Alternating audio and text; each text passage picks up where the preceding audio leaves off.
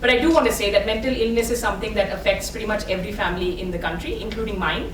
I don't think always these are our stories to share, and we don't at any point want to pressurize anyone to feel that, just because they're not coming up and sharing their stories first person, that they're any less, or their struggle is any less, or the courage is any less. But we do want to make this an open conversation, as I said, a safe one. So we're going to start by inviting the wonderful Deepa, Anant, and you'll join us with Arpita for the first part of this talk. Anant is an incredible journalist. We've worked together in the past.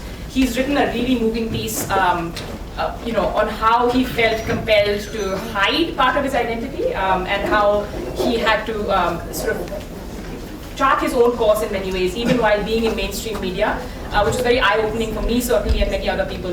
We do think of the media in India often as progressive, or a place where you can be yourself, and clearly, just like any other career or job, it's about overcoming stereotypes, biases, and finding your space and finding your safe space, I think. So Anna, thank you for sharing your story and for joining us. Deepa has shared, and I guess our relationship goes back about 3 years when we were starting the site. One of the first people to share a first-person story on dealing with depression and anxiety. And you've really just gone from strength to strength since then. So thank you for early on believing in what we were trying to do, for sharing your story. And I'm going to ask you to kick off a little bit with why you think this was important to do. And you write that really moving sort of sentence in the introduction saying that it was about 3 years ago that you read someone else's story, which kind of helped propel you on your journey to healing. So maybe a little bit. The first time I felt something was off with me was in 2013. And I was quite clueless. I was in Delhi, but very clueless, and I was lost in my own mind mazes. And I was desperately in need of help, but I did not know where to go. And basically, there is a phase, there is a stage wherein denial, self-denial kicks in, and it kicked in for me. I denied my symptoms. I said, man up, woman up, whatever. Usual things that you tell yourself. Be brave, face it, it's life, it's tough for everyone, the usual things. I thought it was just a phase, it didn't end. It just went on and on. And the denial that I was in, it kind of stretched my agony for more than a year. So it was a very difficult time. I would be in dark spaces. I would not see light when there would be light. And I would wait desperately for morning sun rays, and I would stand out in the balcony and, kind of try to hear the birds chirp so that, something positive could fall in my ears and I could feel some beauty and happiness, or some semblance of happiness within me. Happiness was hard to find. It was an unusable word for me. And at a point, there was a breaking point when I was not able to function as a normal person. That's when I kind of realized that I need my people. So my people are obviously my parents, my family, and I ran back. Running was the word. I ran back for my life because I did have thoughts like my life is worthless. I at no point did go so far as self-harming myself, but I was quite close. Like, I was maybe a step or a few steps behind that step. And that's when I decided that I need to take a call and I need to be with my people and talk to them at length and not hide this anymore.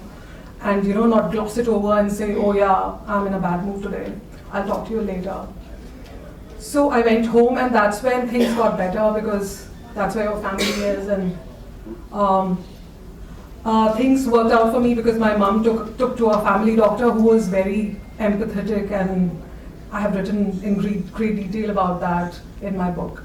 And I think, like Amrita would also emphasize, and Dr. Arpita would too, it's not about seeking one kind of a universalized remedy, because everybody's depression or everybody's mental illness manifests in a very different way. So what I felt, the next person might not feel the same thing. So there could be permutation and combination of things that you might need to do, different kind of self-care measures that you might need to take. So mine was to go back to my home, seek my go to my family doctor, seek his advice.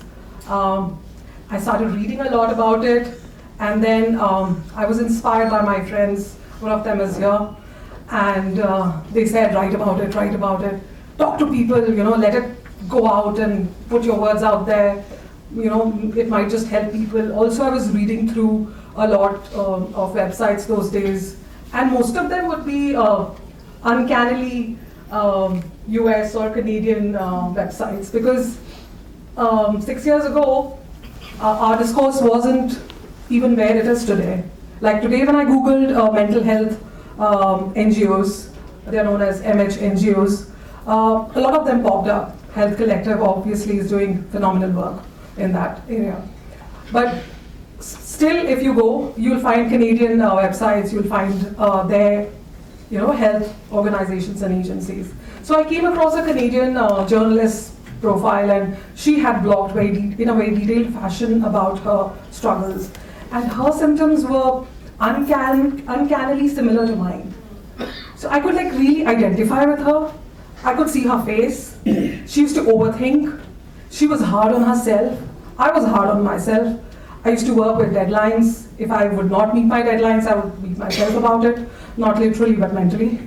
So, So I could really see the impact that story had on my mind.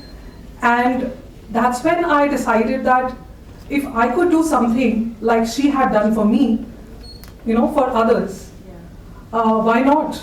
Even if one person reads my story and says to herself that, oh yes, exactly, this is what I'm going through.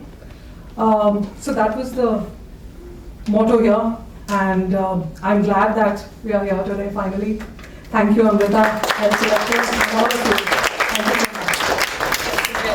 much. And that's so moving, Deepa, to put it that way, Arpita, you have gone through, so we have about 10 to 11 stories in the book, and you've gone through all of them, providing commentary.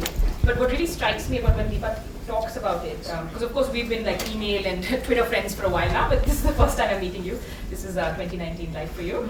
But what really strikes you is, when you see something that resonates with you and you realize that I don't have to go through this all by myself, or somebody else might have the answers, why reinvent that wheel? And I think also the fact that we didn't have that sort of India lens to many of these stories or the narratives for a while.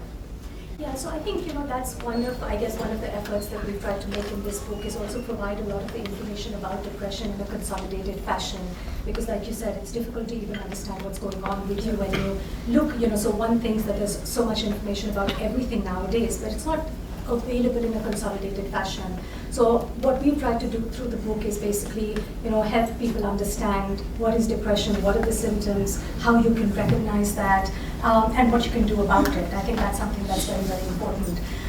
So I think that the point that gets highlighted through this whole thing is that to be able to identify what you're going through and to seek that help. And I think Neeta, you made a very, very powerful point about the fact that even if one person feels helped, and the critical theme through this book is your own account really. And like I said, that's something that is striking, because it's easier for people just to be able to identify with what you're going through. And I think it also normalizes, the experience of depression, because, I've had this experience through my years of practice where people have come in and saying, is it just me? Is it common? How common is it? And people are not aware of actually how common it is that, of the people they know, there's a significant percentage who might be actually dealing with the same thing. So yes, again, like I said, that as a professional you can share that information, but when someone actually listens to that first-person account, they're able to identify, relate to that, and there are common themes with, all of what you're talking about, and it's very powerful for another person. So, thank you. And one of the interviews we did was with Dr. Vikram Patel, who it was actually such an eye-opening interview, because he said that what we tend to do, especially in the media, is conflate mental health and mental illness. And even though mental illness is so prevalent, the numbers I think from the last study we saw were 1 in 20 people in India probably have depression. He made it very clear, all of us have mental health, And we're the best guardians or protectors of that mental health, which is partly why, and we're going to talk about this a little bit. Don't wait for other people, or don't wait for to find that perfect resource. I think we're all going to need to jump in on this one and collectively learn more, educate ourselves, and promote our own mental health. Because everyone sitting in this room has mental health that they should be guarding, protecting, and trying to promote.